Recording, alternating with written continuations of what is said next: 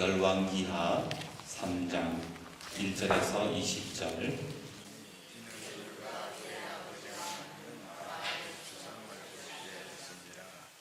그러나 그가 느밧의 아들 여호로보암이 이스라엘에게 범하게 한 그 죄를 따라 행하고 떠나지 아니하였더라.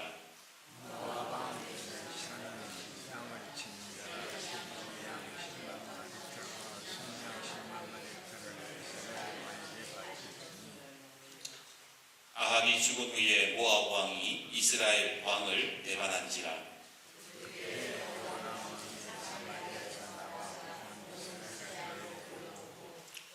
또 가서 유다의 왕 여호사밧에게 사신을 보내 이르되 모압 왕이 나를 배반하였으니 당신은 나와 함께 가서 모압을 치시겠느냐 하니 그가 이르되 내가 올라가리이다.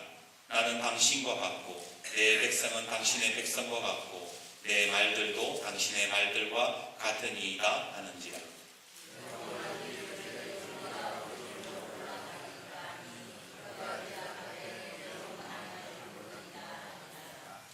이스라엘 왕과 유다 왕과 에돔 왕이 가더니 길을 둘러간 지 7일에 군사와 따라가는 가축을 먹일 물이 없는지라.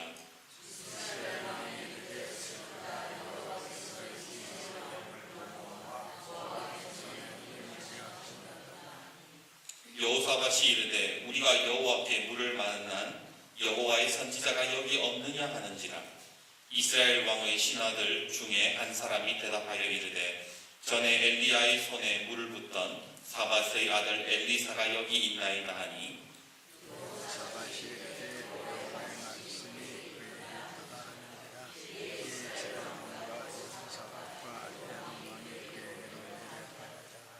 엘리사가 이스라엘 왕에게 이르되 내가 당신과 무슨 상관이 있나이까? 당신의 부친의 선지자들과 당신의 모친의 선지자들에게로 가소서 하니 이스라엘 왕이 그에게 이르되 그렇지 아니하나이다. 여호와께서 이 세 왕을 불러 모아 모압의 손에 넘기려 하시나이다 하느니라.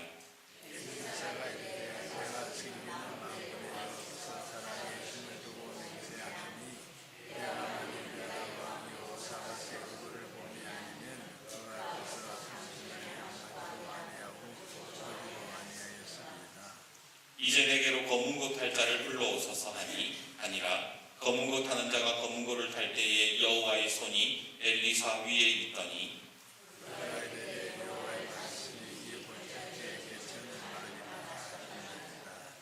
여호와께서 이르시기를 너희가 바람도 보지 못하고 비도 보지 못하되 이 골짜기에 물이 가득하여 너희와 너희 가축과 짐승이 마시리라 하셨나이다.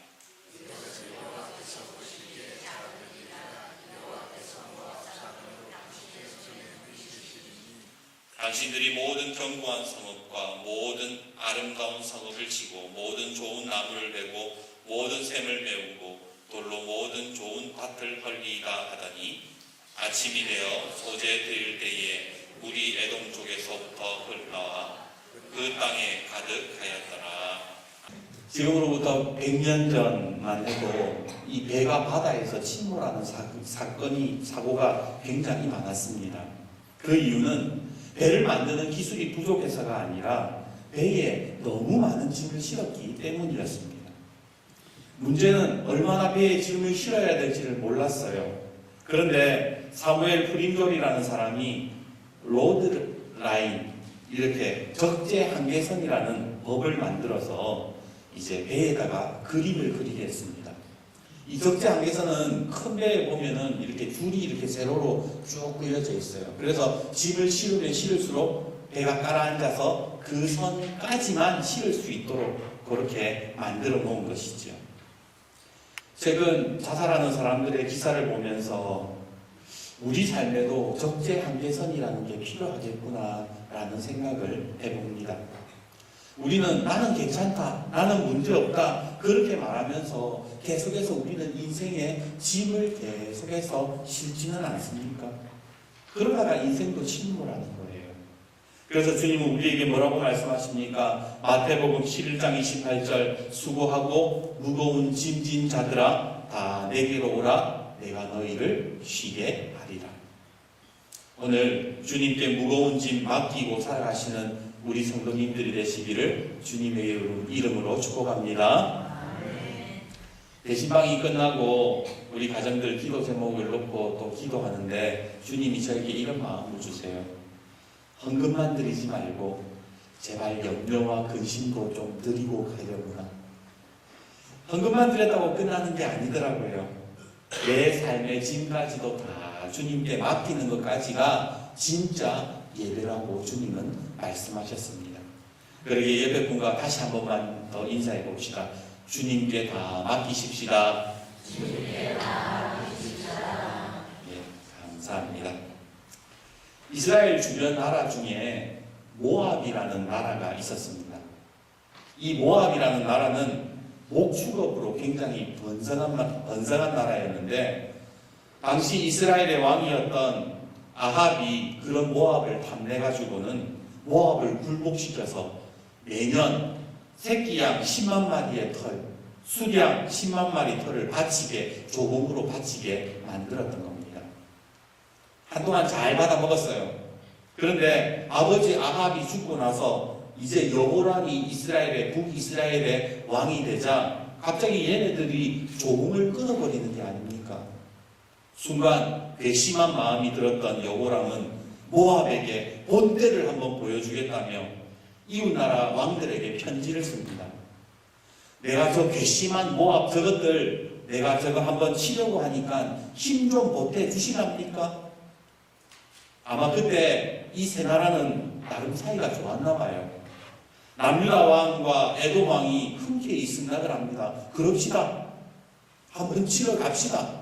그래가지고 이 북이스라엘, 남유다 그리고 에돔 이 세 나라가 군사를 이끌고 모압을 치러 가게 되었던 것이지요. 그런데 막상 이 모압을 치러 갔는데 예상치 못한 문제가 발생하고 말았습니다.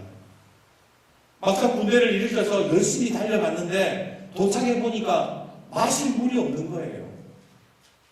여러분 뭐 밥 못 먹어도 좀 어떻게 살아가지만 물 없으면 오래 버티기가 힘들잖아요. 물 없이는 전쟁은커녕 그냥 버티기도 힘들게 되는 겁니다. 게다가 더 큰 문제가 있었어요. 그거는 뭐냐? 돌아갈 수가 없는 거예요. 지금 전쟁하러 며칠 달려왔어요? 7일 달려왔어요. 그러면 돌아갈 때도 며칠 걸리겠습니까? 7일 걸리는 거예요. 근데 물 없이 7일 동안 어떻게 집으로 돌아간단 말입니까? 기세등등하게 이웃나라까지 다 동원해가지고 제대로 한번 모아 밟아주려고 했는데 광야에서 다 죽게 생겼어요. 이제 어떻게 해야 할까요? 이런 상황에서 10절에 북이스라엘의 여로보람 왕은 이렇게 말합니다. 우리 10절 같이 한번 읽어봅시다. 10절입니다. 시작. 이스라엘 왕이 이르되 슬프다. 여호와께서 이 세 왕을 불러 모아 모압의 손에 넘기려 하시는도다. 무슨 말입니까? 하나님 때문에 다 죽게 생겼다는 거예요. 내가 세 나라 지금 다 불러왔는데 하나님이 이 물을 안 주셔가지고 우리 다 죽게 생겼다. 하나님 때문이다. 그렇게 말을 했다라는 겁니다. 오늘 주보 앞에 보시면 시 하나가 있어요. 제가 시를 가끔씩 이렇게 설교에 인용하는데 고 구상 시인의 까마귀라는 시집에 올린 시입니다. 제목이 한자로 어떻게 되어 있냐면 신도행록이라고 되어 있어요. 이거 풀었으면 신도들이 행한 기록 뭐 이런 정도가 되겠죠. 자, 제가 읽어드릴게요. 여기 올여름 무더위입니다. 무더기가 아니고 올여름 무더위가 한창인 어느 주일이었어요. 그 성당에는 대형 선풍기가 한 대 신도석을 향해 마련되었는데 그것이 한창 돌다 회전바퀴 고장으로 통로에다 헛바람만 보내게 되었지요. 그러자 왼편 좌석의 중년 부인 하나가 미사보를 오므리며 나가더니 그 선풍기 목을 제 자리 쪽으로 돌려놓고 들어왔습니다. 얼마 안가 바른편 좌석에 젊은 사내가 험한 인상을 쓰며 나가더니 그 선풍기 목을 제자리 쪽으로 돌려놓고 들어왔습니다. 이렇게 양편에서 번갈아가며 나서기를 3번, 이번엔 회장인 듯 싶은 영감님이 나가 이리저리 돌려보다 망설이더니 그만 선풍기를 끄고 돌아왔습니다. 예수님, 우리는 당신 제단 앞에서도 아직 이 꼬라지랍니다. 저는 이게 마음에 바뀌었어요. 예수님, 우리는 당신 제단 앞에서도 아직 이 꼬라지입니다. 오늘 이 말이 우리의 심령을 찌르지 않습니까? 저는 시를 읽고 나서 이렇게 고백했어요. 고난과 십자가를 징그럽게도 싫어하는 저는 아직도 이 꼬라지랍니다. 하나님 사랑, 이웃 사랑 외치면서도 손해보면 정말로 큰일 나는 줄 아는 우리는 아직도 이 꼬라지랍니다. 조그만한 시험이 와도 이기는 법을 몰라 하나님 탓하며 매일 넘어지는 우리는 아직도 이 꼬라지랍니다. 오늘 내 꼬라지가 어떤 꼬라지인지 참 가슴이 아픕니다. 오늘 북이스라엘 왕 여호람이 어떤 사람이었는지 여러분 아십니까? 우리 2절과 3절 같이 한번 읽어봅시다. 2절 3절 같이 읽겠습니다. 시작. 그가 여호와 보시기에 악을 행하였으나 그의 부모와 같이 하지는 아니하였으니 이는 그가 그의 아버지가 만든 바알의 주상을 없이 하였습니다. 그러나 그가 느바스의 아들 여로보암이 이스라엘에게 범하게 한 그 죄를 따라 행하고 떠나지 아니하였더라. 성경은 좀 나쁘면 나쁘다, 좋다, 좋으면 좋다 좀 이렇게 얘기해 주면 좋겠는데 악을 행하였으나 뭐 그 정도는 아니었고 뭐 그런데 뭐 알고 보니까 뭐 이랬고 굉장히 좀 어렵죠. 이게 무슨 말이냐? 여호람이라는 왕은 그 아합왕, 아버지 아합왕처럼 우상숭배하는 것 할 만큼 못된 인간은 아니었다는 거예요. 하지만 여로보암의 죄를 따랐다는 게 무슨 말인가? 우상숭배도 안 했지만 하나님 앞에 전혀 순종하지도 않았다는 얘기예요. 즉 하나님 앞에 예배드린 적도 없고 하나님 앞에 기도 한번 제대로 못했다라는 겁니다. 근데 그런 인간이 지금 한 문제가 생기니까 뭐라고 얘기하는 거예요? 이게 다 하나님 때문이다. 하나님이 우리를 죽이려고 한다. 그렇게 말을 했다라는 거예요. 이게 여호람의 꼬라지였던 겁니다. 오늘 우리가 신앙생활하면서 내가 하나님 앞에 제대로 서지도 못했고 하나님 말씀 제대로 붙잡지도 못했으면서 조그만 고난이 오고 조그만 어려우면 뭐라고 얘기합니까? 하나님 때문이라고 이야기하는 모습이 우리에게도 있지 않냐 말입니다.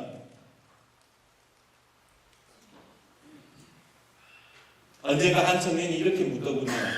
세상 돌아가는 꼴 한번 보세요. 미쳐 돌아가지 않습니까? 하나님이 살아있다면 왜 가만히 보고 있어요? 저 왜 나쁜 인간들 벌하지 않습니까? 그래서 저 이렇게 얘기했습니다. 그 이유는 우리가 아무것도 하지 않았기 때문이다.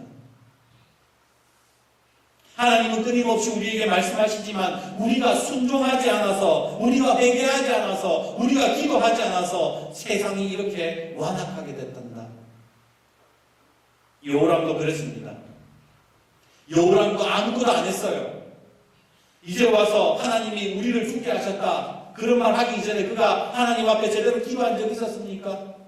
모압을 치러 갈 때에 하나님께 물어본 적 있었습니까?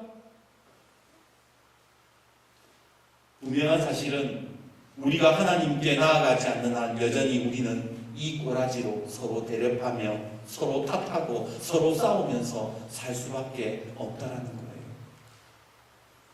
그러기에 오늘 성령 하나님께서 우리의 영안을 열어주셔서 내 본 모습을 발견하고 내 인생을 다시 조율할 수 있는 은혜가 있기를 주님의 이름으로 축복합니다. 아멘.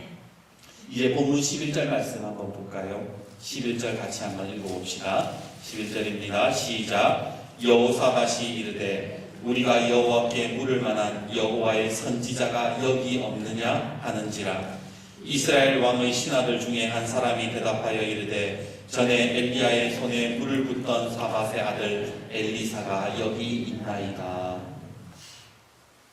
하나님 계속 아이고 하나님 때문에 우리 다 죽었다 이렇게 얘기하는 여호람의 이야기를 듣다 못한 남유다의 여호사밧이 물었다는 거예요. 여기에는 하나님의 뜻을 여쭈어 볼 만한 그런 선지자가 없습니까? 하나님 앞에 기도할 만한 선지자가 없습니까? 그러니까 신하가 뭐래요? 신하가 엘리사라는 선지자가 있다, 그렇게 답을 해주는 거잖아요. 엘리사가 있다는 말을 듣고 이 세 왕이 급하게 엘리사에게로 달려갔습니다. 그런데 참 어이없게도 엘리사에게 가서 어떻게 해야 될까요? 그러니까 엘리사가 엉뚱한 대답을 합니다. 뭐라고 그래요? 오늘 설교 제목이에요. 검은고 탈자를 데리고 오소서. 참 어이가 없어서, 물이 없어서 다 죽게 생겼는데 왜 뜬금없이 지금 검은고 탈자를 데리고 오라고 이야기를 하는 걸까요? 사실요, 엘리사 이렇게 보면, 성경의 엘리사를 쭉 보면요, 좀 이상해요. 뭐가 이상하냐? 여러분이 잘 아시는 나아만 장군, 엘리사가 나아만에게 뭐라고 요구합니까? 요단강에 7번 몸을 담그라, 그렇게 이야기하잖아요. 굳이 기도만 해도 될 것을 물에 들어가가지고 목욕 7번 해라, 그래가지고 나아만도 삐졌잖아요. 이상한 요구를 한다는 거예요. 수넴 여인의 아이가 죽었을 때에 뭐라고 얘기하는지 아세요? 엘리사가 지팡이 딱 주더니 지팡이를 들고 아이의 머리 위에 올려놓아라, 그렇게 얘기를 해요. 그래가지고 안 살아나니까 직접 가가지고 어떻게 합니까? 심상 위에 올라가 문을 닫아라 그래놓고는 아이 눈에다가 자기 눈 갖다 대고 아이 입에다가 자기 입 갖다 대고 이렇게 포개가지고 한참 있으니까 애가 살아가고, 이상한 짓들을 좀 하더라니까요, 이 엘리사가. 그뿐입니까? 나무하다가 물에 도끼가 빠지니까 나무까지 물에 던지고, 더러운 물이, 못 마시는 물이 있으니까 거기다 소금 뿌리고, 하여튼 엘리사는요, 뭐 그런 능력이 그만큼 있는 선지자임에도 불구하고 이상한 짓들만 자꾸 한다라는 거예요. 도대체 왜 이렇게, 오늘 본문도 마찬가지잖아요. 왜 지금 갑자기 뜬금없이 물 없다 그러는데 검은고 타는 사람을 데리고 오라 그래요? 왜 그럴까요? 근데 대표적인 예로 예수님도 그런 것 같아요. 실로암 맹인에게 예수님, 어떻게 예수님이 고쳐요?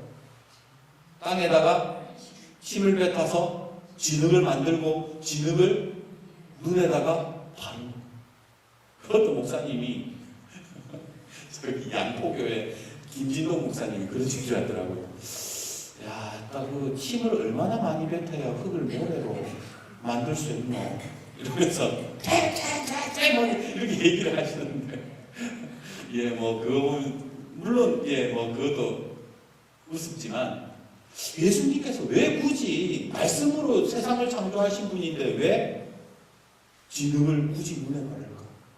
귀가 들리지 않는 사람 예수님 어떻게 해요?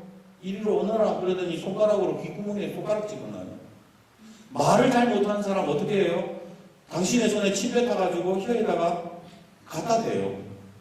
아니, 예수님도 보면 그냥 말로 사람을 치유하실 수도 있는 분임에도 불구하고 왜 이렇게 하시는 걸까? 한 신학자가 이런 설명을 합니다.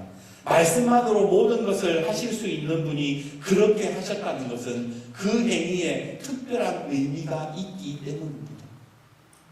얼마든지 말씀으로 하실 수 있는 분이 그렇게 하셨다는 것은 뭔가 의미가 있다는 거예요. 상징적인 의미가 있다는 거예요.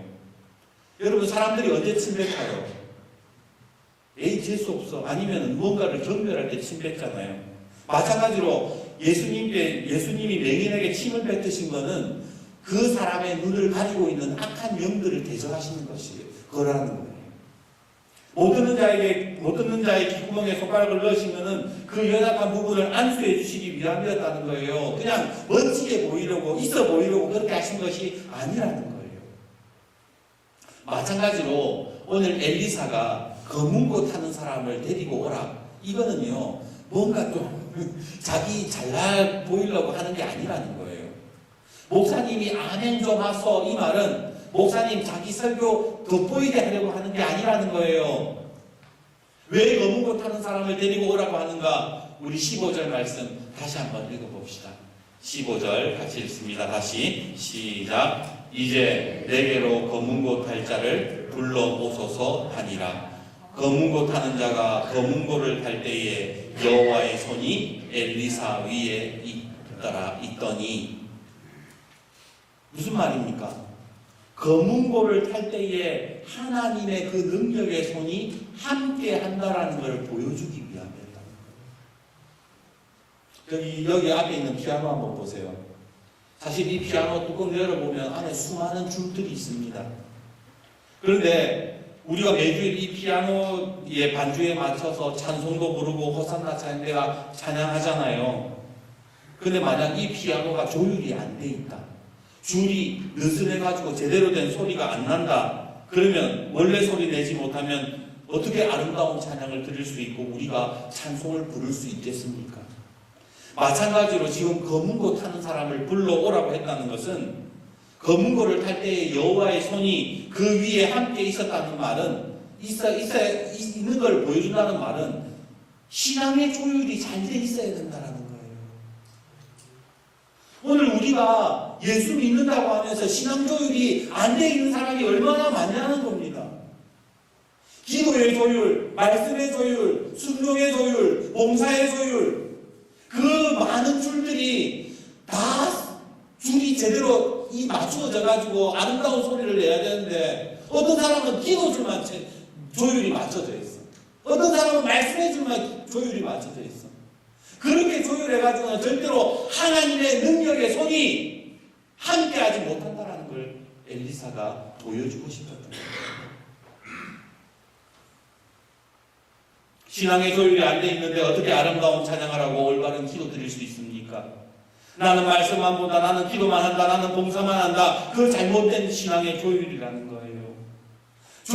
조율 안 된 악기가 불효화음을 내듯이 조율되지 않은 신앙은 하나님의 영광을 가리게 된다는 거예요. 오늘 여호람 왕 한번 보세요. 이 사람은 신앙의 조율이 하나도 안 돼 있는 사람이라는 거예요. 그는 하나님 앞에 예배하지도 않았고 모압 치러 갈 때에 하나님 앞에 기도하지 않고 물어보지도 않았습니다. 신앙의 조율이 안 된 그 꼬라지로 지금 엘리사 앞에 서니까 엘리사가 뭐라 그래요? 나는 당신 만날 이유가 없다라고 얘기하잖아요.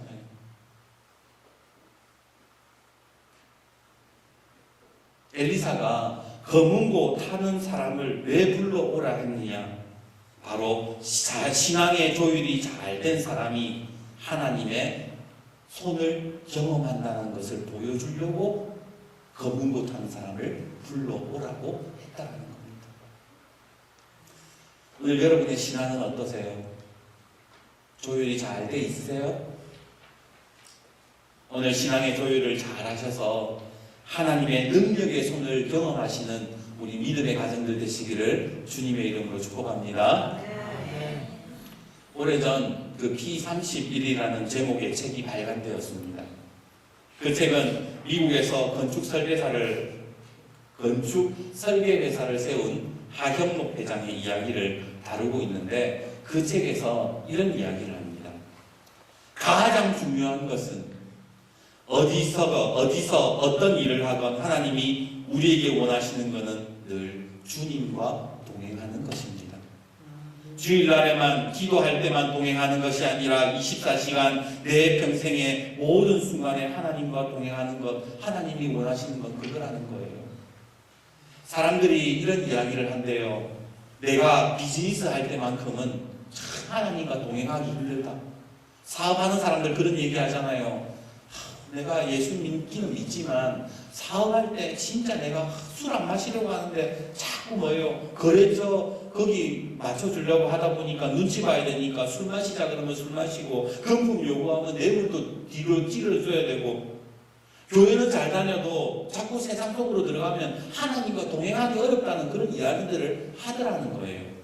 그런데 이 하영록 회장은 내가 하나님과 동행한다고 하면서 내가 이제 일할 때에도 내가 하나님과 동행 한번 해보겠다. 그래서 잠언 말씀 붙잡고 뭐예요? 자기가 사업하는 순간 속에서도 어려워도 손해를 봐도 하나님 말씀에 순종하면서 신앙의 조율을 하기 시작했다라는 겁니다. 당연히 처음에는 일도 안 들어와요. 손해도 봅니다. 그런데 시간이 지나면서 놀라운 일들이 벌어지는 겁니다. 거래처에서 그래도 이 기업은 참 정직한 기업이다, 믿을 수 있다라는 소문이 나기 시작하는 거예요. 사업하는 사람들이 뇌물 주고 나면 자기도 남겨 먹어야 되잖아요. 그러니까 그만큼 불량제 자재 쓰고 자꾸만 건물이 이상해지는 겁니다. 하지만 뭐예요? 정직하게 사니까 다른 기업들이 그 기업을 믿어주는 거예요. 그렇게 하영록 회장은 하나님의 말씀으로 회사를 운영한 결과 미국 오바마 대통령 정부의 건축 자문위원이 됩니다. 그리고 그가 이끄는 티마스 건축 설계사는 미국의 최고 기업이 될 수 있었다고 그 책에서 그렇게 고백을 합니다. 우리 14절 말씀 한번 읽어볼까요? 14절 같이 읽습니다. 시작. 엘리사가 이르되 내가 섬기는 만군의 여호와께서 살아계심을 두고 맹세하노니 내가 만일 유다의 왕 여호사밧의 얼굴을 봄이 아니면 그 앞에서 당신을 향하여 하지도 아니하고 보지도 아니하였으리이다. 이게 무슨 말인지 아세요? 엘리사는 자기 나라의 왕인 여호람을 얼굴 쳐다볼 생각도 안 했대요. 너같이 신앙에 조율 안 된 인간 내가 기도해줘봤자 아무 의미 없다라는 걸 알고 있었다라는 겁니다. 그런데 누구 때문에 만났대요? 남유다의 왕 여호사밧 때문에 자기가 지금 만났다라는 겁니다. 여호사밧은요 신앙의 조율이 잘 된 사람이었어요. 북이스라엘 왕 여호람은 조율이 안 된 사람이었고 남유다의 왕 여호사밧은 조율이 참 잘 된 사람이었습니다. 남유다의 3대 성군 이러면 히스기야, 요시야, 여호사밧 이렇게 들어가거든요. 그는 왕위에 오르자마자 우상과 산당을 파괴하고 백성에게 율법 가르치고 하나님을 의지하는 그런 사람이었어요. 바로 그 사람 때문에 엘리야가 뭐라 그러는 거예요? 하나님께서는 엘리사를 통해서 답을 주시는 겁니다. 뭐라고 답을 주시느냐? 여호사밧을 통해서 엘리사를 통해서 여호사밧에게 어떤 답을 주시냐? 16절 같이 한번 읽어봅시다. 시작. 그가 이르되 여호와의 말씀이 이 골짜기에 개천을 많이 하라 하셨나이다. 그렇습니다.